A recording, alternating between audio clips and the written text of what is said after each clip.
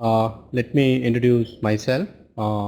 I from Anil Kumar Saw from IIT, and I am going to discuss on the topic on analyzing the dynamic response analysis of control system under different controller. Okay, so I am sure all of you have got the hands out which is required. So the hands out I have just given a bullet point, but most of the things I am going to write in notes, and if you have any query or anything, that we can discuss it later. Okay, so okay, so let's begin. The three like this module which I am going to talk about it, I have divided in three session. Session 0, session 1, the lecture which we are going to talk about it, I have divided in a session 0, session 1 and session 2. Okay, this is what they are going to see. Okay, okay. Sorry, initially my writing may not be visible. It's an electronic board, so is that fine? Okay, so in session 0, I will be as I mentioned that a prerequisite is required for this module to understand is some basic components of a control system, Laplace transform, and transfer function based approach. Okay, and some of the concept which I am going to use it, those concept you might have studied in a different course also. So I will be focusing entirely on the components or the mathematical concept which is required for this course. Okay, so let's begin. As I mentioned that the objective in a control system is to control the response of system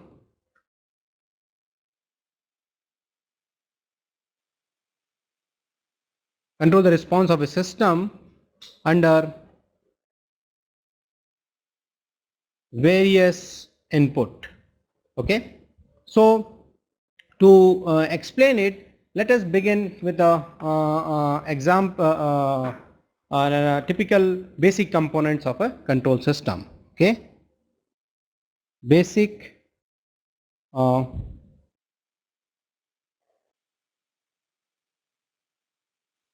can I clear it this page? I have gone to the next page. Let me explain the basic component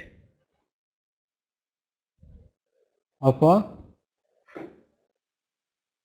control. Okay, so here I have a plant. Okay, and my objective is to control the response of a plant to a desired value. Okay, now in this, when I wanted to make a control system, there is another component involved. It is called actuator, that you might have used it, and then there is a unit called controller. Okay, now there is a feedback path. Okay, that feedback element, and this feedback element capture the actual output and then feed it back to the initial controller, and then the controller, based on what is my input signal and what is the actual output, it will take an appropriate decision, and this appropriate decision in the sense in terms of some signal, and that will be fed to an actuator, and it will be given to a plant to get the desired output. Okay, so let me repeat the point again, that here our objective is to make sure that plant is working appropriately for a given input RT, and in order to make sure that this plant is behaving accordingly what input is required, I have added some element. One is called this controller. The controller which will get it, what is the input and what is the actual output it is coming via feedback path, and then it is provided what is the decision you have to take it. And that decision, here we use actuator. This I will make sure I will clear it from an example, and it is given to a plant. Okay, so this I am writing it YT. Okay, now let me explain this each block using an application of controlling a temperature in a room. Okay, so all of you have might received my handouts, but here I want to slightly deviate from the diagram I have given, but it is conveying the same message. Okay, so let me repeat what I have talked about it, that objective of this module is to understand the change in the dynamic behavior of a system under the influence of different controller.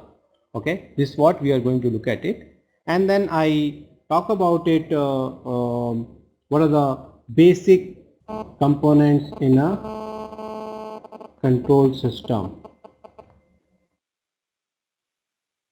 This diagram again, is it fine? Yeah, fine. So I will try to avoid writing lot of text, because in writing is not there. I will try to write the part. Okay, so here as I mentioned, in any control system there is going to be a plant, okay, and the plant, and there is going to be a actuator. I am not writing it completely, you can look at it in notes, okay, and there is going to be a controller, okay, and there is going to be a input signal. This is RT. I'm just writing it again, okay.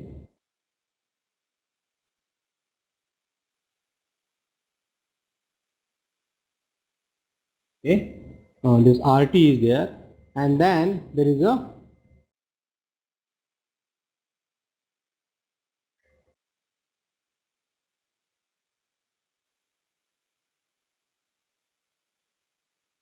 feedback path.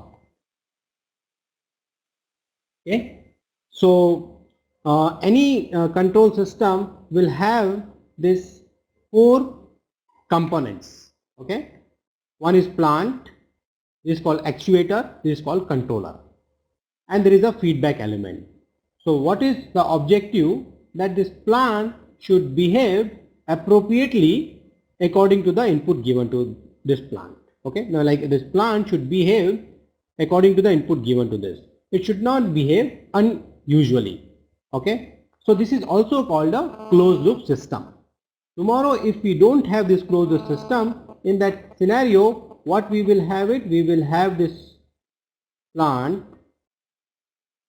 and this is going to be some input, and this is my YT output. Now when this is called closed loop system, and this is called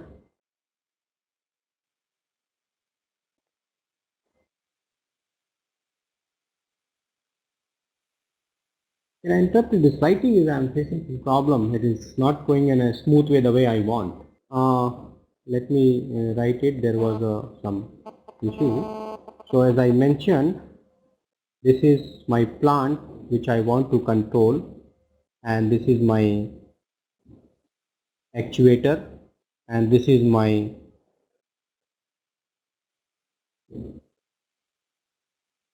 controller, and this is my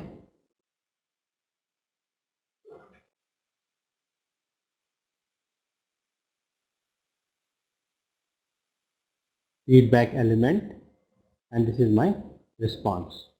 Okay, so as I mentioned that this is my closed loop system. I want to write it CL, and this is my open loop system. Like I have a plant, okay, in that input is RT and output is YT. So let us understand what is the difference between open loop system and closed loop system. In open loop system, there is a plant and there is some input, and I want the plant to behave according to my input, and that is what I have some desired value. Okay, that's what I am calling it. And what is the response? Now due to some scenario or due to some things, this plant will behave very ambiguous way. Like let us think about it. I am working on a problem to control a plant which is laying somewhere in a power system side. Okay, and this power system, this entire thing I know, and I know that this power, like this output of the power system has suppose a power current. So this current, I know to require that particular current, I have to do some battery or whatever input I want to talk about it. Okay. Now due to some problem, this plant is behaving unusually. In that case, I can't do this calibration. Okay. So in that case, this closed loop system has been devised. In this closed loop system, what we do it, the plant is there. Now if I give some input, I am expecting some YT, but it is not behaving it what YT is required. So I will get this YT from this feedback path. Okay, and this YT is like this is the actual YT. It will come, and this controller, the person or the controller object, the block, it will take whatever the input and whatever is the actual output, and it will take an appropriate call. It will give to this actuator.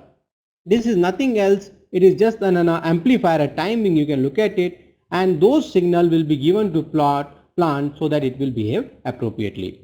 So let me explain this block diagram with another example, that my objective is to control the temperature of a room. Okay. So let us say this is a room. Okay. And my objective is to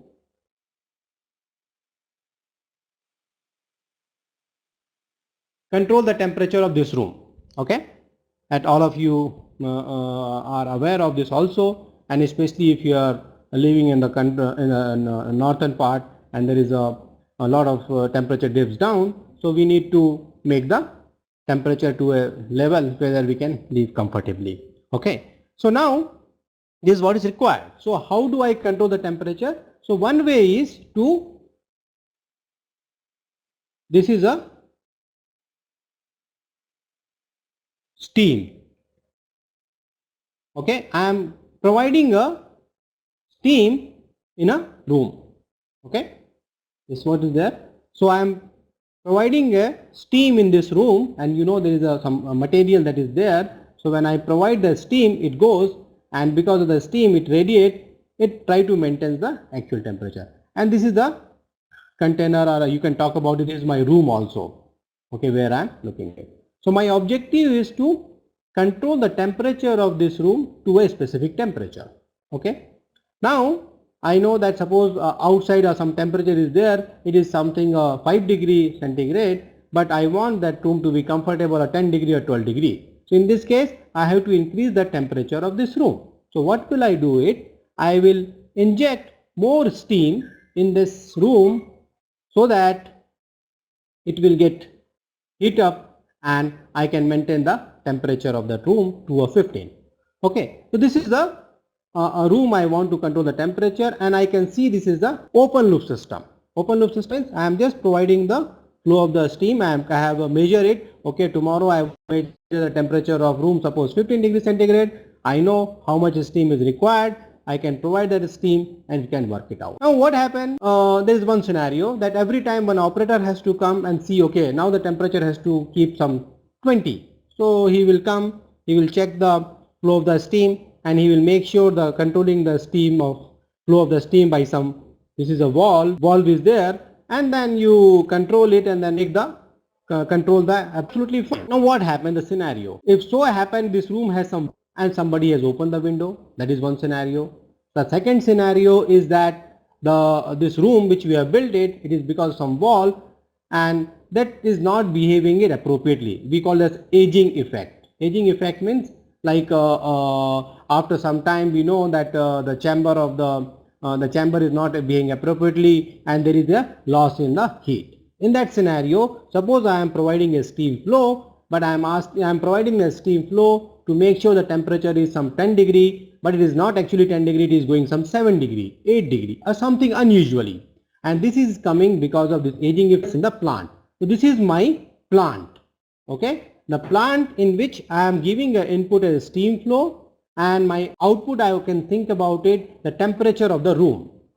And my objective is that provide the steam flow in such a way that the temperature is maintained to the particular, the temperature is maintained for a specific value. Now as I mentioned that since there could be some issue like aging effect or due to somebody has opened the window, I won't be able to maintain the same temperature. Okay. So for that what we should do it? So for that let me put an arrangement that there is some sensor and that I am calling as a thermostat. Okay, if you look at it, you can think about this is a sensor. It measures the temperature inside the room and it is given to me. Okay, I mean like I can use a thermometer or something. You can think about this as one sensor which is telling me what is the actual temperature of the room. Okay, now what I am doing it, this thermostat it is giving in some degree centigrade and I need to do some quantitative calculation using electrical circuit. So I am translating this temperature to some voltage and that may call it as a ET. Okay, so this part is clear that ET is the voltage that I am writing corresponding to the temperature. Okay, this also you can think of the transducer. Transducer job is to measure the temperature and convert it into a specific voltage. This is ET is available to you. Now let me call as a ER is my reference voltage. Reference voltage, the way I am translating it, because there is a reference temperature I have to maintain it and I am calling it, okay, that's ER and ET is available to me and let me difference of this. Why I am doing a difference? Like look at it. I have told this is my expectation that temperature has to be maintained about 15 degree. For the corresponding voltage could be something, suppose 10 volt. Now the 15 degree temperature is not exactly there. Okay, so there is something difference. So that whatever actual temperature is suppose 12. So if I translate it, that will become some voltage, some value. Take it 10 or 8. Actually it was 10 and now it is 8. The difference is 2 volt. So it says that I have to provide extra voltage in terms of this so that I can control the temperature of the room. So since this is in a voltage form, I have translate this into some electro transducer. Okay, let me see. This is a transducer and this it controls the valve of this steam flow.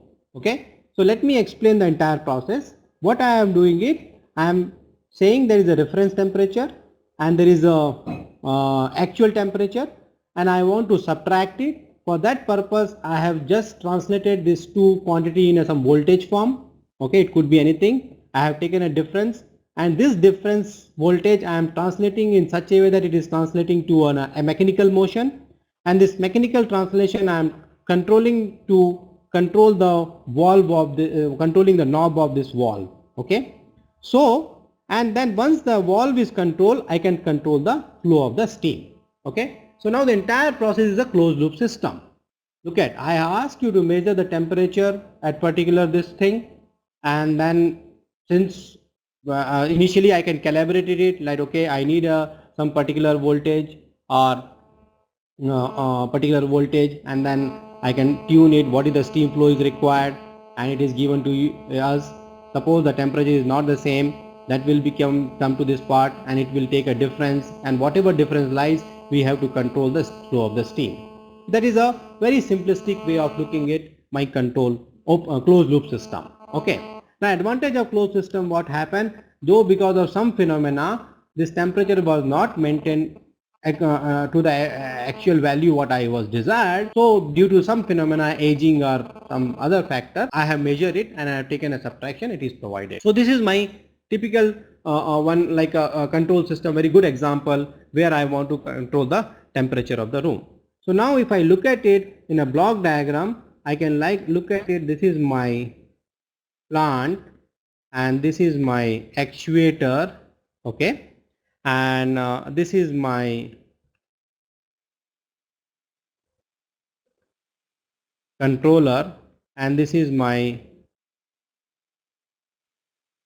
feedback path. Now look at it. So here what happened, I have a reference temperature ER that I have translated to a ER voltage from here. Now this is my temperature EA, okay, that I have translated in a ET, okay. Now this ERE2 I have done a subtraction, the controller is provided, different controller we use it, and once this difference in voltage is given to us, then I am taking it to the some value and this I am amplifying it. In this case this is my transducer, okay, in this case, and the transducer will act in such a way that it will control the position of this wall and hence it will control the flow of the steam, and thus the plant is there, the room, the temperature of the room will be controlled by the flow of the steam.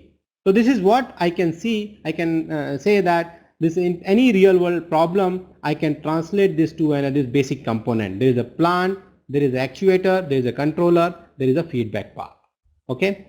So happen this here I have explained with the here I explained with the example of controlling a room temperature. It could be something else also, okay, like you can think about a problem. I want to track the so I want to, okay, think about the problem. I want to track the sun, tracking of sun, okay. So what does that mean? Sun, all of us know the solar photovoltaic cell is there, okay, and then we know that if you want to get a maximum efficiency, so my photovoltaic cell should be placed in such a way that it is getting the maximum radiance from the sun. Now as we know, from morning to evening the sun moves from one direction to another direction, so I should be also able to move my sun, my solar photovoltaic cell to track the sun, to get the maximum radiance in the photovoltaic cell. So here I can draw on a control system which will look at it how the sun is moving, and I can control my motor in such a way that that kind of movement is given to a photovoltaic cell, okay. So there are several examples of the control system which we use in our daily life and it is applicable. So here I have explained there are three basic blocks required in any control system, okay. There's another example you might have come across in a news that now the people want to make a car where there is no driver. So look at, there is no driver, so we need some sensor. The sensor will sense there is a speed breaker or some obstacle, and it will be provided in a vehicle inside some system, and it will control the temperature, it will control what the accelerator, brake, all this thing will be controlled. So that is a very complex control system, but it is current nowadays most of the people are trying to achieve the same thing, okay.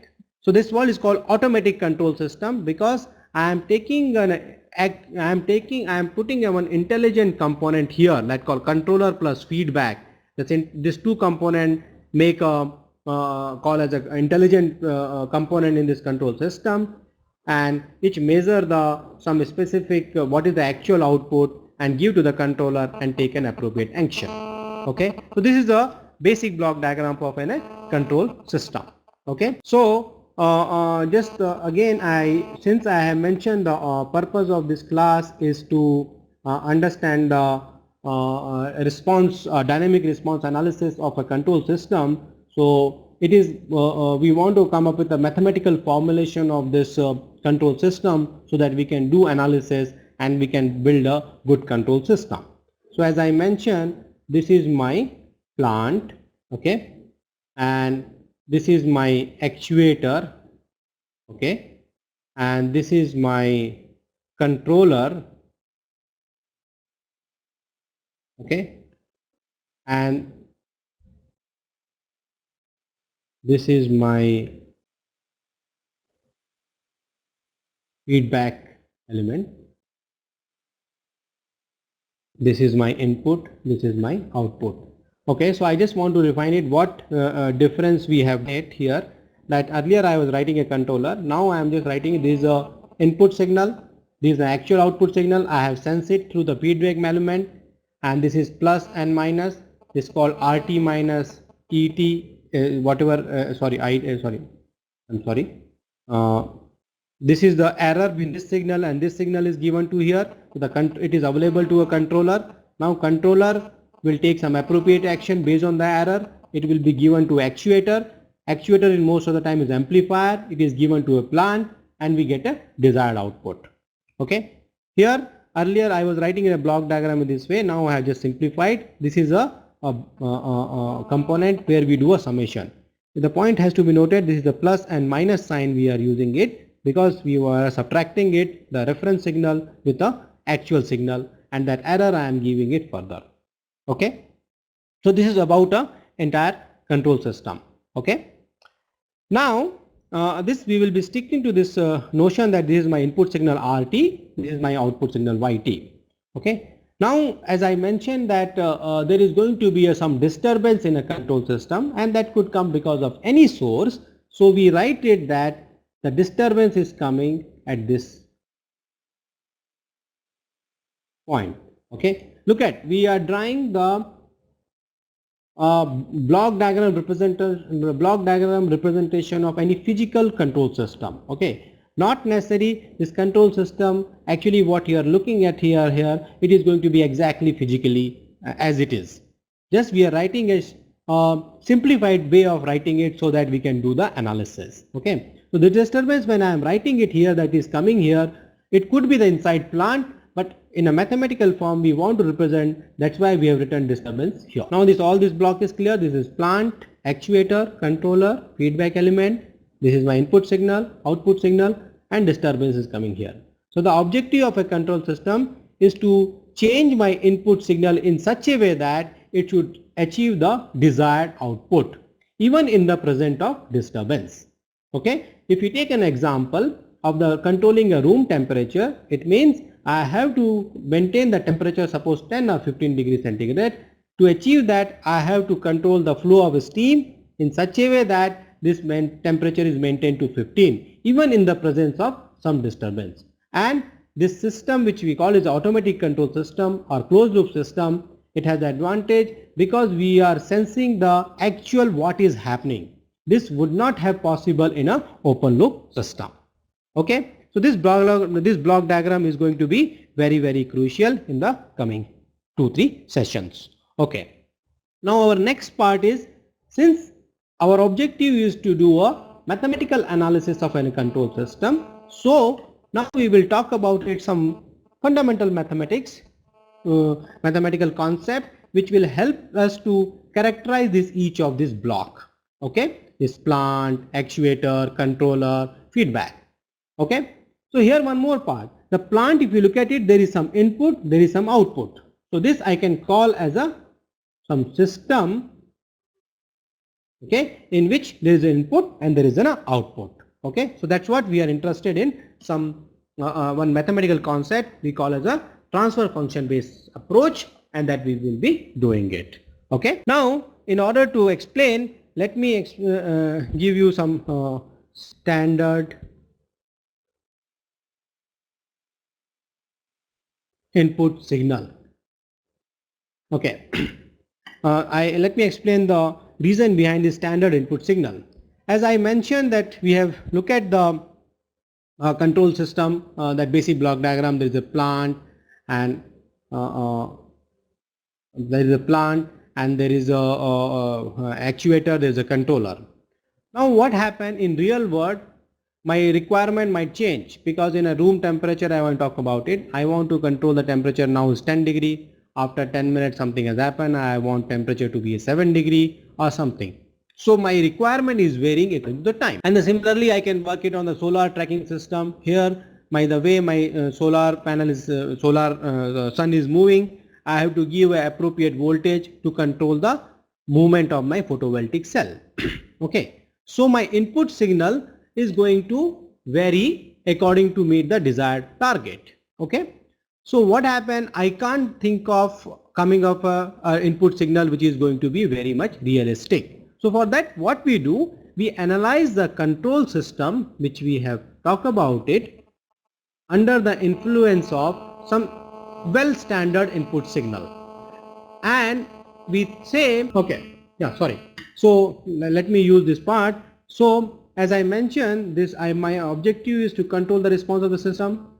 So since when I am doing a simulation before going for the making a physical system, I want to make it such a small system, a prototype, and observe the behavior of that plant controller actuator in presence of some specific input signal. So this specific input signal, as I mentioned, in reality it could be anything, but still I want to do analysis. For that purpose, what we do, we analyze the behavior of this system for a standard input signal and see how is it behaving it. If it is behaving to a particular level of confidence, I would say yes, go ahead with this control system. Okay, if it is not behaving it, then I will work it about the controller or something, what I can do it. This is what we are going to look at it, what happen if I use different controller. Okay, so for that, let me explain the standard input signal. So one is the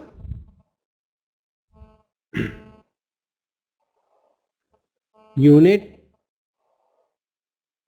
impulse. Okay, the unit impulse signal that you might have seen, it is defined that delta t equal to 0, t not equal to 0, and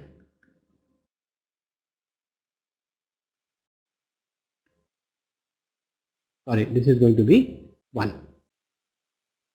Okay, okay, and then when we look at it, we plot it, it is going to reflect like this. These are t and delta t. So if you look at it, this area is 1 under the curve. So if I want to see the delta t at t not equal to 0, this value is 0, and at t equal to 0 the value goes very high, and this value is very high, that we represent by an arrow. This is called unit impulse signal, and it's very popular in the area of signals and systems that people use it. I'm not going behind what is the definition has come, we are just looking at the standard definition provided to us. Okay, now the second signal which we are going to work is a unit step signal. UT, the way it has been defined is this: UT equal to 1 for t greater than equal to 0 and 0 otherwise. Okay, so this UT I can write it this way: this is t and t equal to 0, and at when t equal to 0 this is going to be 1, as goes this quantity is going to be 1. This is called unit step function. Okay. And this two signal is going to be very much useful in the coming lecture.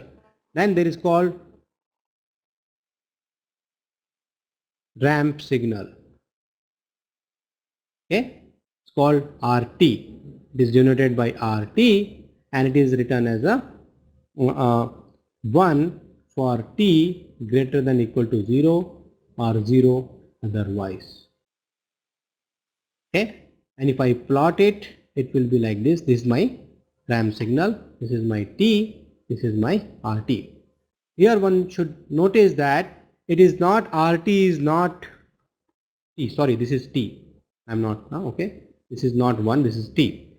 This RT is not the simple t. This is t for t greater than equal to 0, otherwise 0. If you plot it RT equal to t, it will be like this. Okay, if I plot it, it is going to be like this. So that's why this is called a ramp signal. It is given to you, which you are going to use it. Okay, and there is one more thing called parabolic signal, that in that case RT is going to be t square, and all of you know is going to be something like this. Okay, as t moves.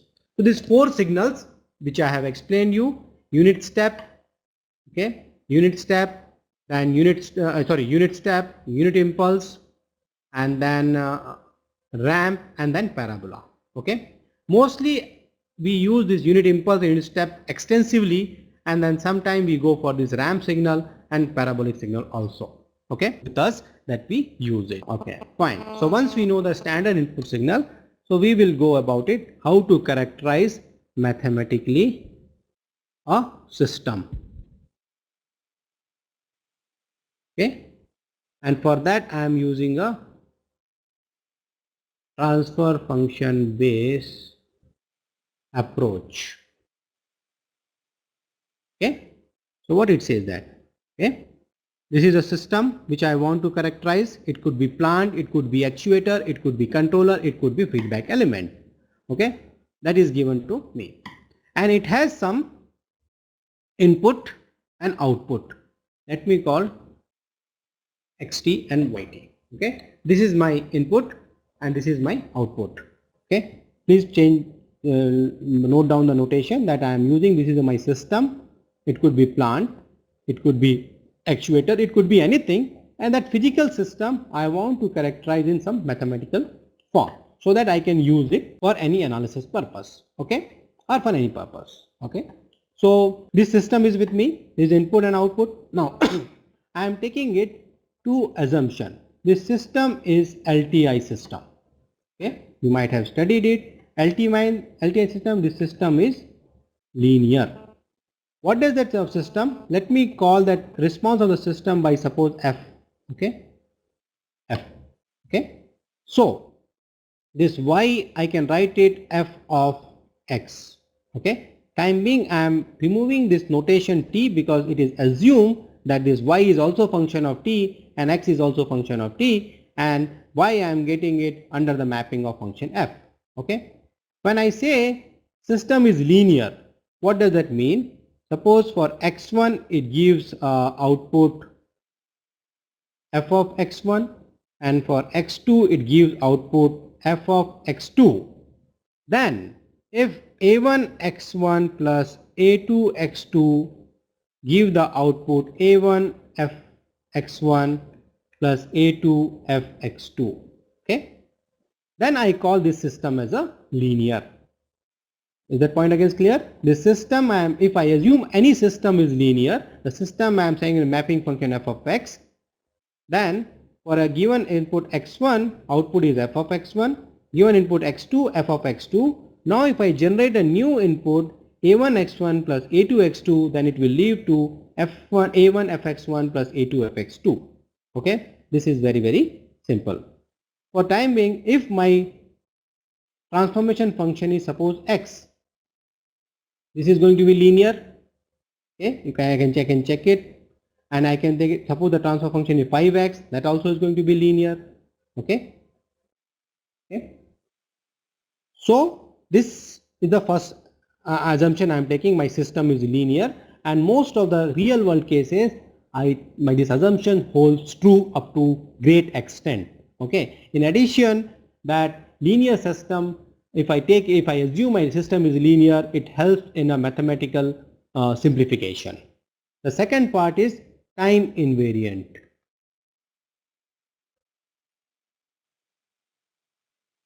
Okay, time invariant means the same system which I am talking about it. This is f, this is x, this is y. So if I am giving you input now xt, it gives f of xt. Now if I give a shifted signal xt minus t0, the output should be xt minus t0. So it says that time invariant. It means if I give input now, like at time t, and if I measure the output, that is coming something this f of xt. Now if I change this input, I shift my input to ft minus t0, then my response also should be shifted by t minus t0. And if I want to understand the real world scenario, if I have a system, if I give input now, and after 3 days again if I come and if I again give the same input, then the response should be same. There should not be any difference, and it's a very logical, because if my system will not behave in this fashion, it is going to be very difficult for me to characterize it mathematically. So that's why these two assumptions are quite reasonable assumptions, and it is very much applicable in the reality. this linear and time invariant system. That's why when these two conditions are satisfied, I say my system is satisfying, is called LTI system. System is linear time invariant system. Okay, fine. Now one relation I want to use it under the assumption that my system is linear time invariant. Then if I give delta t, which I have mentioned just now as unit impulse signal, and the response, if I called it h of t, I mean this system, if I give delta t, the response come h of t, then I can write it, the response of a system for an arbitrary signal xt is going to follow this relation. This is called convolution relation. Okay, is that what is clear? If I know the unit impulse response of the system, okay, then for any arbitrary signal I can compute the response using this mathematical relation. And let me call this convolution relation is very well known. It is written as x tau h t minus tau d tau. This it can be verified, and this vary from minus infinite to 1/5. This is called convolution relation xt minus x tau, which I have written it. So the exact meaning can be looked at it in several textbooks, but here I am using it. The response of a linear time invariant system can be written as a convolution of impulse response with the input signal. Okay, so this is the great advantage of assuming that linear time invariant system. I can find out the response system in principle for any arbitrary signal.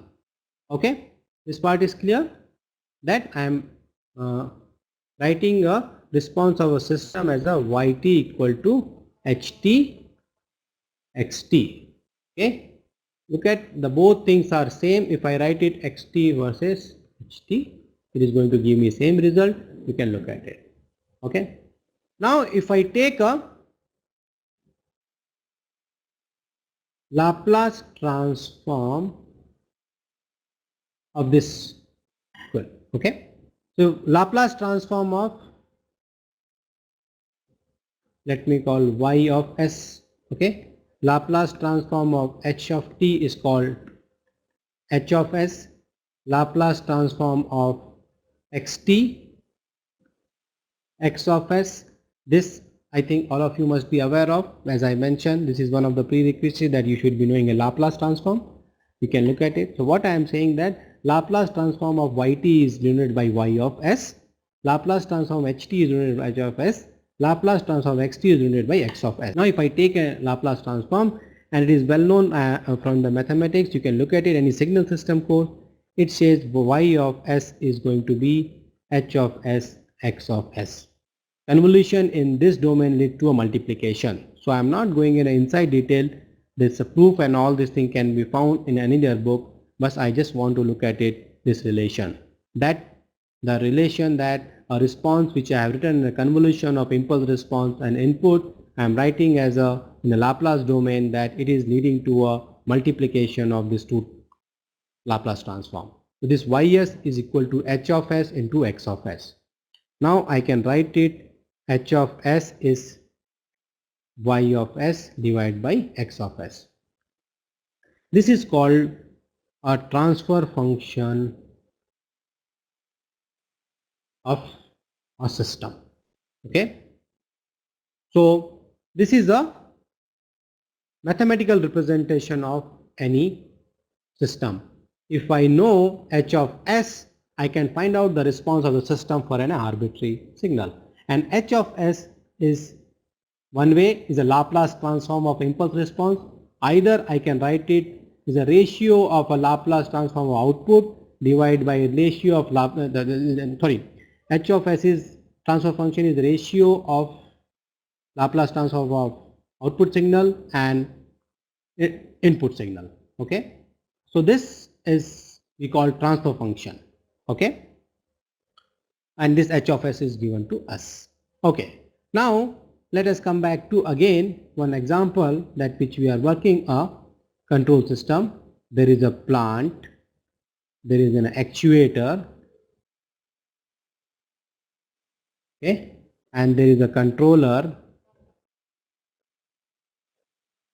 Okay, this is a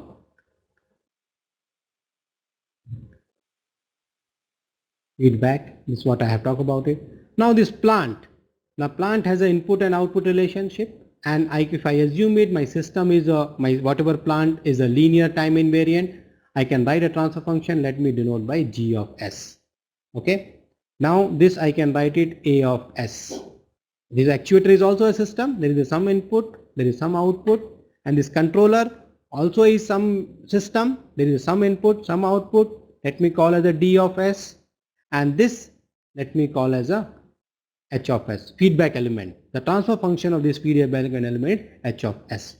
Okay, this plus and minus, and this is my input. Let me call an R of S, and this is my Y of S. Okay, so just now which I have mentioned that we talk about it doing a dynamic time response analysis of a control system. So what we got to know, what is my plant, what is my actuator, what is my controller. This we have studied it with a specific example. Then we went to write mathematically each of these component, and for that we are using a transfer function based approach, and the transfer function I can say is a ratio of a Laplace transform output divided by input. Alternative I can say it is a Laplace transform of impulse response. So these things are available to me. Okay, DS, AS, GS and HS. This plant is available to me, and we are going to work, and this I can work as a some system is available to me. Okay. Now just now which I have mentioned, this is G of S, this is A of S, this is B of S, this is H of S, this is Y of S, and this is R of S. Okay.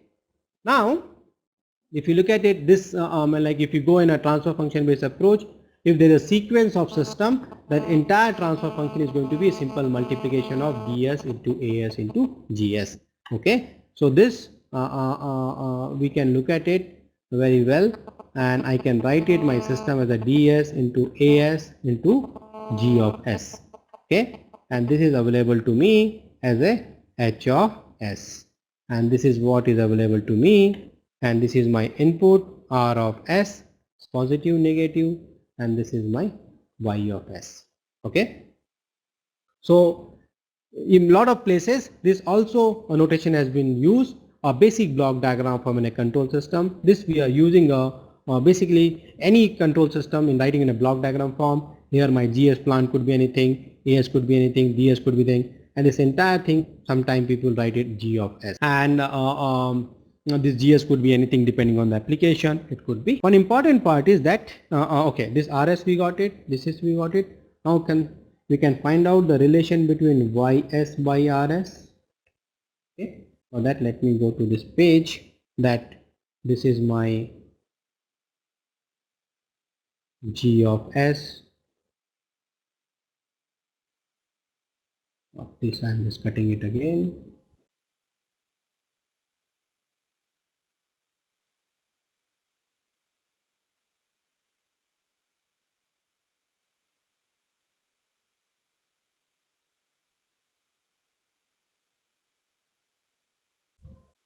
Okay, so I have just simplified on the previous page. This I am writing the entire thing ds as in gs is one gs. Don't get confused that gs is only plant. You can write it the g prime or something. Okay, so this notation I just follow it. This gs in some system I don't need an actuator also, quite possible depending on the scenario, and this consists of entire thing plant, actuator and controller. My plant itself could be some several subsystem also could be there. Okay, and this is my feedback path, feedback element. Okay, so if I write a relation ys by rs, this I can write it g of s divided by 1 minus g of s hs. This all of you can get it. I can write it this very simple relation. This is positive, negative, it comes, and this is called negative feedback system.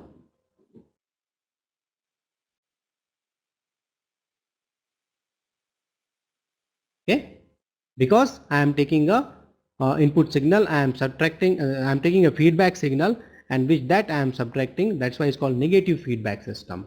Okay, definitely there could be a system where this sign is positive. So in that case, ys by rs, gs is sorry, in this case is going to be 1 plus. Okay, when this is a negative sign, this is going to be plus, and take a scenario 1 minus g of s hs. Okay, this is called positive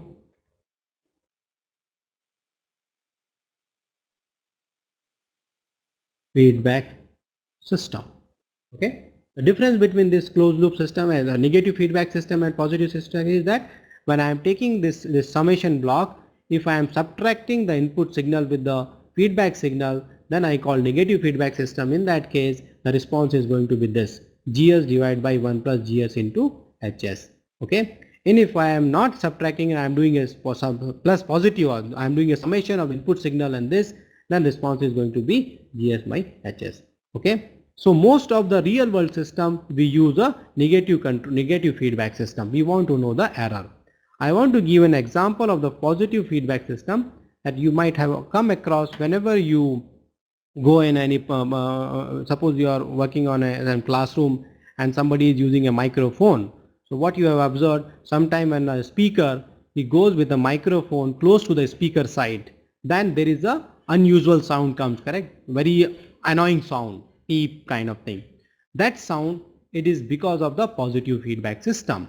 Because in that my plant is that you are using it, there is your speaker, that whatever your sound box is there, that is getting an input from directly you. So it become a resonance, the positive feedback. So those things we avoid it. Okay, because look at the positive feedback system, when this quantity is going to be close to unit, sorry, gs into hs, with this quantity goes to close to unit, means this is going to be 0, the response is going to be 1 by 0, it will reach to infinity. Very high response for a given input, a very high value will be achieved, and that is called a positive feedback system, and it is avoided in some scenario, though some places it is used in a constructive purpose also. So the example which I have to explain you, that when you go towards the sound box with a microphone, it creates a loop and you get a positive feedback. That's why you are getting a unusual sound. Okay, so this two part is clear. Negative feedback system, positive feedback system, and the response which you are computing it, and what happened in a negative and positive case, and that I can reply it, I can write it, the response. Okay, fine. Okay, so this part is clear. GS,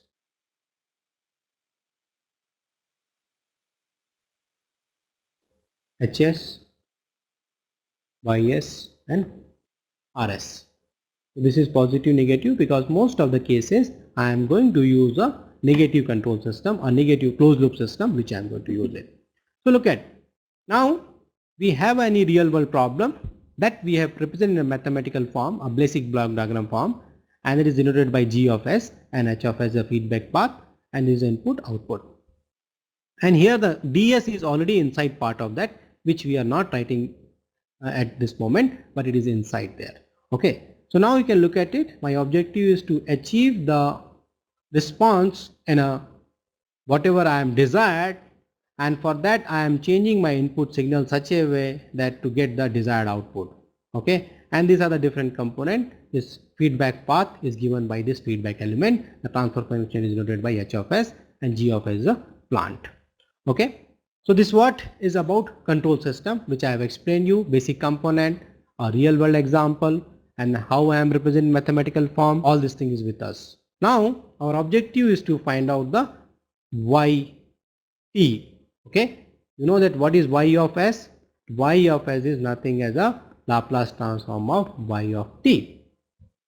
There is another reason that why we are working in a Laplace transform, because the Laplace transform, it translates a differential equation to a algebraic equation, and it solves a lot of it does a lot of helping in the solving the problem. Okay, so this Y of S is given to us. Okay, oh sorry, ys is Laplace transform.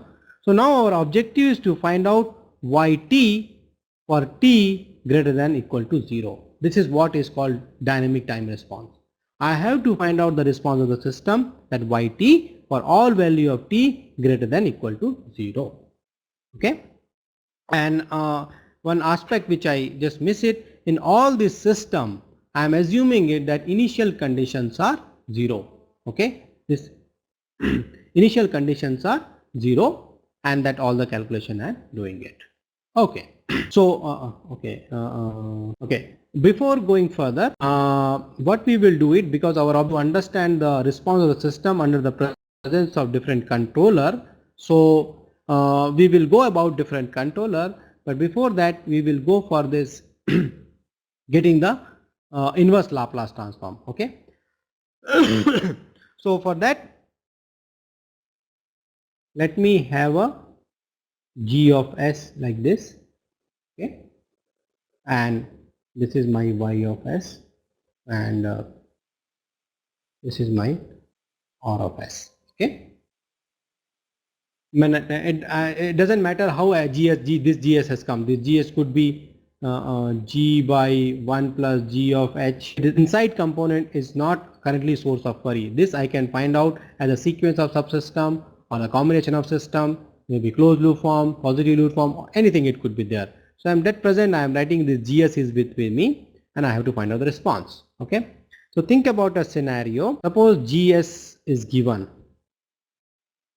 5 divided s plus 1 and s plus 2. Okay. Like this information is given to me. How to get this information? It can be look at in the summary text part, but think about a place situation where this gs is given to us 5 by s plus 1 into s plus 2. Okay. Now our objective is to find out the response of the system for RT equal to 5 UT. Okay. Like UT is your step signal. The point is clear. The point is clear that I want to find out the response of the system YT. Okay, YT for t greater than equal to 0, for t greater than 0 for the input signal RT, and the transfer function of the system is given, g of s is given. So now as we have seen it, I know y of s is going to be g of s, r of s. Okay, if I know, so what is going to be y of s? Gs is given 5 divided by s plus 1, s plus 2, and what is the rs? Laplace transform of this input signal. You can look at it, it's going to be 5 of s, 5 divided by s. Okay, fine. Okay, so this is going to be Laplace transform of your output, 5 divided by s plus 1 s plus 2 into 5 by s. Okay. Okay. Yeah, sorry, this is my input is I just my input is only, can I delete it? I just bury the eraser. So sorry, here I have written it that I can back. Okay. So my objective is to find out the response of signal for the unit step signal. Sorry, it is only 1 by s. Okay. I'm sorry, please correct it. Now my objective is to find out the response of the signal for step signal. So now this 5 also will not. So now this y of s is going to be 5 divided by s plus for t greater than or equal to 0. Okay. So for that what we will do it, we will take a inverse Laplace transform of. So you can go back and check your brush up your fundamentals where you have taken a Laplace transform and inverse Laplace transform. Here just I am going to write it directly. It's very simple. You can go back. Okay. So Laplace transform of 5 divided by s plus 1, s plus 2 and s. Okay. This is what is required. I can write it this as a 5 divided by 5 by s minus this. All of you can verify that this 5 by s plus 1 s plus 2 ds is equivalent to this, and we can verify this with the we can verify that if you work it out, this s plus 1 s plus 2 and if you solve it, it's going to be 5 by 2 plus 1 s plus 2 minus 5 s plus 2 5 by 2 s plus 1. Okay, and if you solve it, it will give the same thing, that it is 5 divided by s plus 1, s plus 2 and s. So that's what I want to say, these two functions are same, it is just we have written a different form. Okay, so now we look at it. Inverse Laplace transform of it is 5 by 2s, this is going to be 5 by 2s minus 5 by s plus 1 plus 5 by s plus 2. Okay, now Laplace transform of this term is going to be Laplace transform of this term, Laplace transform of this term, Laplace transform of this term. Okay, this is left hand side is y of t. So y of t is going to be 5 by t, if you look at it, is going to be ut. Okay, this is 5 e to the power minus t ut plus 5 by 2 e to the power minus 2t ut. Okay, this we can verify it from anywhere. This is going to be an inverse Laplace transform of individual term. This is inverse Laplace this term, individual Laplace transform of this term, this term. Okay, and if you neglect this ut, because ut we know that it is going to be step signal for time t equal to greater than 0. So I am just writing it, this term is 5 by 2 minus 5 e to the power minus t plus 5 by 2 e to the power minus t. This is my y of t. This, what is this term? This term is response of a system, which we have talked about it, for a unit step signal, and I can write it. Okay, now let us draw it. How does it look like? I can write it, this is t, this is t equal to 0, this is 1. Okay, this is my rt, unit step signal. Now there are three terms in this case. Okay, the first term is first, second and third term. The first term is 5 by 2, so I can write it somewhere 5 by 2, and this is going to be. Now look at the second term, 5 e to the power minus t. So if you look at it, this is going to be a term with something here 5. It will translate like this is e to the power minus t, and it will start 5 at the second term. Okay, now let me write it the third term, the same thing. Third term is going to be e to the power minus t, so it will be like this. So you can look at it, as e to the power minus 2t, e to the minus 2t. Since there is a e to the minus 2t, the decay will be very fast as compared to this part. So the response which I wanted to write it, it is the sum of term 1, term 2 and term 3. I mean like 5 by 2 minus, when the summation means like is algebraic, is getting a subtraction, and is also, so 5 by 2 minus 5 e to minus t plus 5 by 2. So all this thing if you sum, okay, so at time t equal to 0, what happened? This term will be 1, 5, this term 5 by 2, 5 by 2, this will get cancelled out, it is going to be 0. So if you plot it, it comes like this. This is going to be my response, y of t. Okay, and it will reach to 5 by 2. So here one important thing is that this is the response term. This response term consists of 3 terms, 1, 2, 3. Okay, and that we have done it.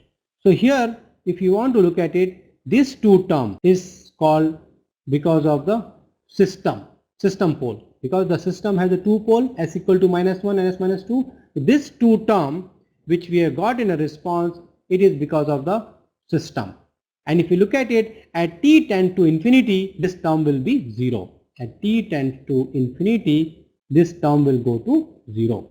Okay, and this is because of the input signal. Okay, whatever is left over. So these two components required. This is called so response due to the system part, response due to the excitation. Excitation also is known as the input signal. Okay, so this part is clear. Now we got yt equal to 5 minus t plus 5 e to the power minus 2t. Okay, I think it is 5 by 2 also is there. 5 by 2, yeah. Okay, now when we plot it, we look at this behavior is going. I have done it. Okay, Now what is the steady state value yt? I mean yt, what happened when t tends to infinity? That we call the steady state value. Steady state value means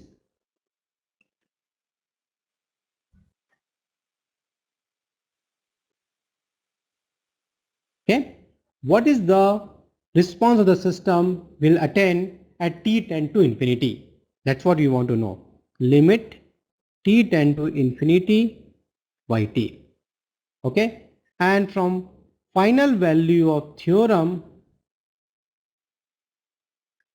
of Laplace transform, this is written as a limit s tend to 0 s y of s. This is well known. Okay, so now you look at it, what will happen? Limit t tend to infinity y of t will be limit s tend to 0 s, and what is ys? 5 by s, s plus 1 and s plus 2. So this, if you solve it, it is going to be 5 2.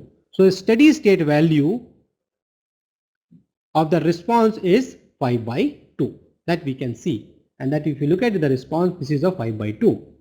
Now there are two parts. Whenever I look at it, we divide the response of the system in two components. One is called a transient response and one is called the steady state response. Okay, so what we say, when the response, transient means the initial behavior, as soon as we excite a system, then whatever response initial comes, that is called the transient behavior, and the moment transient behavior dies, it is left with only the steady state part. Okay, so it is very difficult to say when the transient is coming and when it is getting end. We can say asymptotically only that for the response of the system, its initial time is a transient. Once it is stabilized, we say the steady state response or the steady state component of the response. So that's what the meaning of the transient and steady state response, which you might have done in other courses also. This part is clear, that what we did just now, we went for a finding out a response of a system. This is the what we have tried out. This is a system, we have it. For this I know the transfer function 5 by s plus 1 s plus 2, and my objective is to find out the response of the system for a given input rs, and for that given input I am talking about it, the particular ut, unit step signal. Okay, so from the just now what we have done, the response is going to be Laplace transform of the Laplace transform or transfer function of the system multiplied by Laplace transform input signal, this relation. Okay, now if you take it, 5s is going to be gs into rs, is going to be 5 divided by s plus 1 s plus 2 into 1 by s. Okay, now we want to solve it, so we have to take a inverse Laplace transform of the response. So this is inverse Laplace transform y of s, inverse Laplace transform 5 divided by s plus 1 s plus 2. Now to solve this, we are using a partial fraction based approach, and this is going to be 5 by 2s minus 5 by s plus 1 minus 5 by divided by s plus 2. Just we have done it, and this I have just shown it, that is equivalent, so you don't have to go. Okay, now we want to find out the Laplace transform of the individual term. So individual term, if you go, this is going to be 5 ut, 5 by 2 ut, this is 5 e to the power minus t, this is 5 by 2 e to the power minus 2t. So the entire response will be summation of term 1, term 2, term 3. Okay, now if you want to plot it, this is the input signal, unit step I have given it. The first term is going to be 5 by 2, this is part. The second term is e to the power minus t, will be decaying function, it will tend to 0, and this term is e to the power minus 2t, which I have plotted here, e to the minus 2t. Now if you take a sum at each location, I will be trying to find out the sum of the term 1, term 2 and term 3, so I will get the final response. So if you plot it, it looks something like this. Okay, so this is what we have got it, y of t. Okay, now let us do the same calculation for a same system which I have it, and let me call that the response is 5, the system is defined by s plus 1, s plus 2, and this is my input signal RT, this is my output signal behavior. The difference between transient behavior, as soon as the transient phenomena decays, dies, a steady state component comes. Okay, the steady state value which we have taken from this final value theorem, you can compute it. Okay, and before that it is known as the transient phenomena. Steady state phenomena generally comes from the excited signal, and transient phenomena arises because of the system component. And this we can understand this part. Suppose a system is there, if we give input, the system will retaliate it and it will decay down the line. So the its response will be due to only the input signal. So the steady state behavior is coming just because of the input signal, and transient behavior is coming because of the system behavior. The two important point has to be noted. That transient phenomena is just because of the transient phenomena is there because of these two terms, but that is a basically system component, and the steady state component is because of the input part. Okay, so this we have seen. Now we are solving the same problem if my RT is ramp signal. Okay, if my RT is 5t ut. Okay, so in this case we can get my response is Laplace transform of input signal is going to be 5 by s square. Okay, now what is going to be y of s? Y of s is going to be 5 divided by s plus 1 s plus 2 into 5 divided by s square. Okay, so this is my response. Now the next part is going to be compute yt. This is nothing else, inverse Laplace transform of y of s. Okay, and you have to solve it. So I am not showing all the term here. I am just plotting. This is going to be some input 5 ut, 5t ut. This is my RT, 5t mu t, correct? This is given, and the response of the system will look like something this.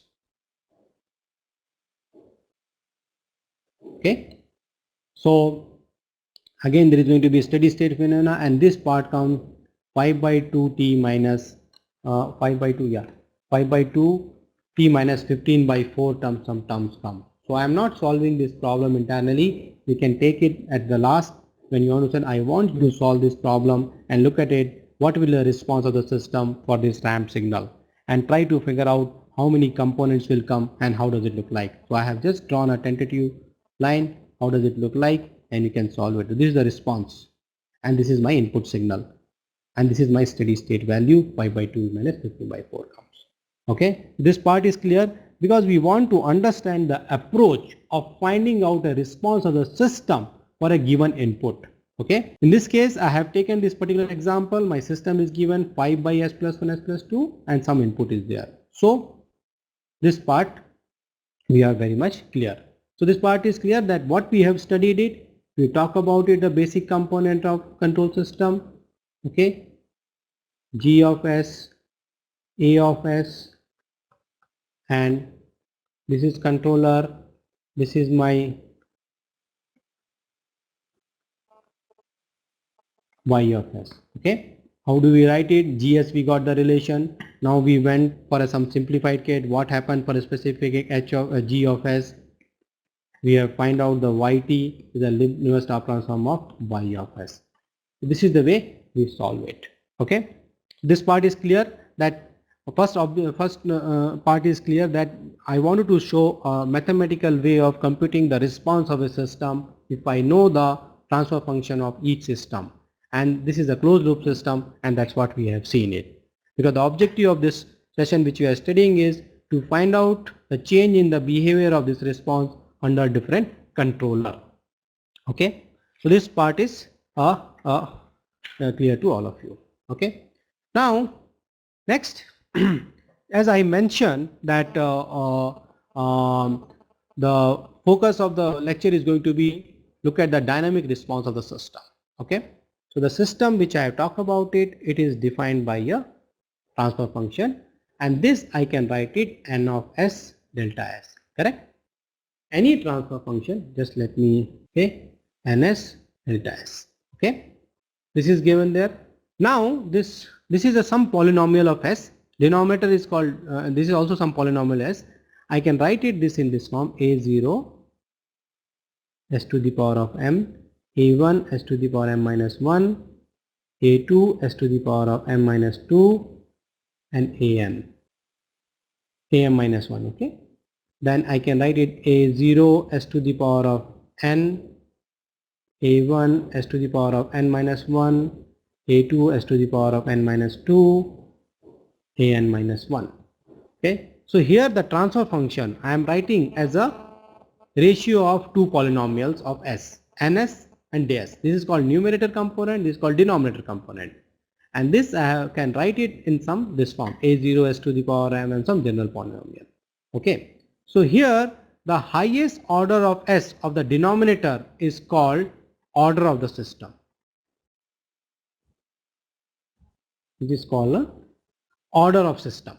Okay, so suppose if I have a system 5s plus 2 divided by s cube plus s square plus 2, then order of system is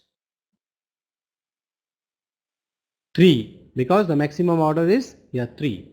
Now if I have a system 5s plus 2 divided by s plus 1, so what is the order of system? Is 1. If I take another example, 5 divided by s square plus 2, so what is the order of the system? 2. So this is the way we say what is the order of system. Okay, this will get much more clarity as we go. Since we are talking about the transfer function, so what is the maximum degree of the polynomial that we talk about it? It is called the order of the system. Okay. Now, as I mentioned that we are trying to look at the behavior of any control system under the influence of different controller.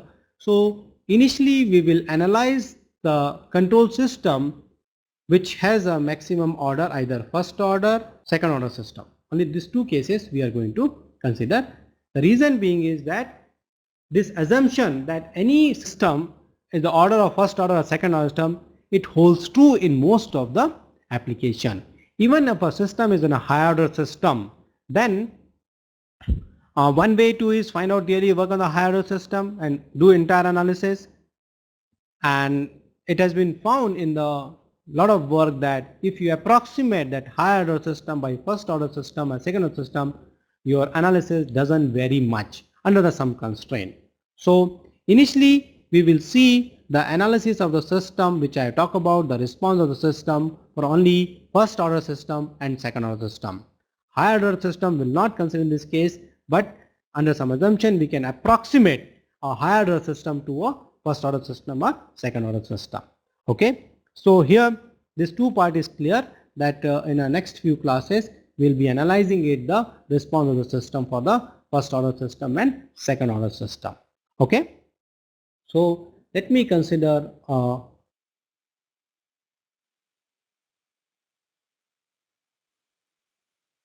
first order system. So definitely, as the word says, the first order system, the transfer function is going to be some of the form like s plus some constant will be there, some constant will be here. Let me write it this as a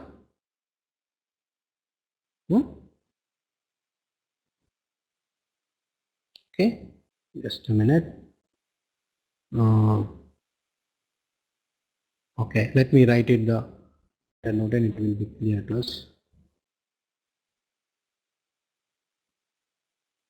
It's not getting clear. Yeah. Okay. So as I mentioned that I am using my transfer function in the first order. So I am writing it km tau m s plus 1. Okay. This maximum order is 1. Okay. To explain this, let me take an example of a shaft. Okay. Which I want to work it out. Okay. And there is a shaft. Okay. So this is my load, and the load, it has a moment of inertia of this load is a j.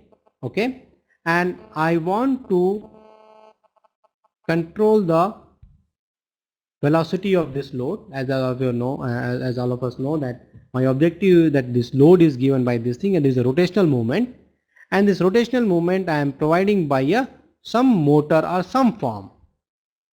Okay, and then motor gives the torque. Okay, the torque is here. Once the torque is provided, so this is a shaft. When torque is provided, this load will be rotating it, and this load has an inertia J, and my attribute of interest is the angular velocity that I am denoting by omega. Okay, so this is the scenario. I have it. I have a system. I have a system which there is a. I have a system for which there is a input is torque and output is angular velocity omega t.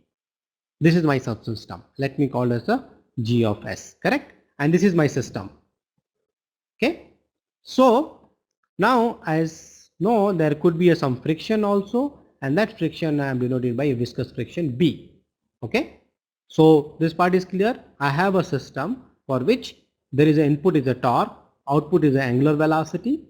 Okay. And the torque is generated by something else that I am not interested. I am just considering this component. There is a torque given to a shaft. It will rotate the load, and it has the attribute of interest for me is omega, the angular velocity. Okay, and this B is a viscous friction which is there present in the this part. Okay, so from the fundamental force balance equation, I can write it. T is going to be J d of dt omega t plus B of omega t. Okay, is that part is going to be clear? This I am writing a torque is nothing else J d of dt omega dt plus B of omega t, that I can understand when I am applying a torque in this direction. So this will be a repulsion force that is mass into a, the J moment of inertia into this an acceleration, and this B of omega t, this B is a viscous friction that will work in the reverse direction. So this relation will hold true. That we can check it from anywhere. Okay. Now what we do it, we are going to take a Laplace transform. So this, if I take a T of S is a Laplace transform, this is J is a constant, Laplace transform is going to be omega of S, and this is going to be B into omega of S. Okay, is that part clear? Okay, now what is my output is omega S, what is my input is torque. So my transfer function is going to be G of S is going to be omega S divided by T of S. So in that, if I solve it, omega S divided by T is going to be 1 by Js plus B. Okay, this part is clear. This is the transfer function of the system just now we have mentioned. What is my system? My system is about this. There is a load which I want to rotate it, and it is done by a torque which is provided by motor or some other system. Torque is available to me, and my attribute of interest is this angular velocity. There is a friction B. Okay, then what we have done it, we have just written a force balance equation, and this is the equation, and just we have taken a transfer function, Laplace transform of both sides, and this is the relation we got it. So this is my transfer function of a system which has input is torque, output is angular velocity. Okay, so what is the order of the system? Is a first order system. As we can see, this is S is the power of S is 1 only. So this is my perfect example of first order system, Js plus B. Okay, now what happened, this first order system, if you look at it, it is written in a standard form. It is called Km tau m S plus 1. Okay, where K is called the gain of the system, and this tau m is called as the time constant of the system.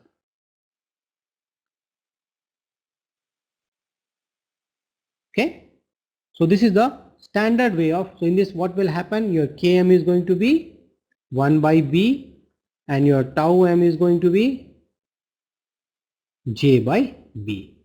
So just now an example, this is the perfect example of first order system, and the first order system is represented by Km divided by tau m plus 1, where Km is the gain, tau m is the constant. Okay, so this is what we have seen. So at this point I want to stop it.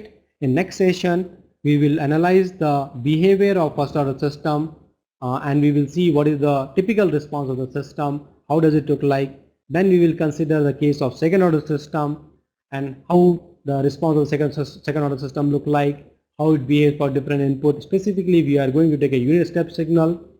With this we will go further and we talk about it 2-3 different controllers: proportional controller, proportional integral controller, proportional derivative controller, and how this response varies under the influence of different controller. And in order to quantify the response of the system, we will be talking about it, how to quantify the response of the system.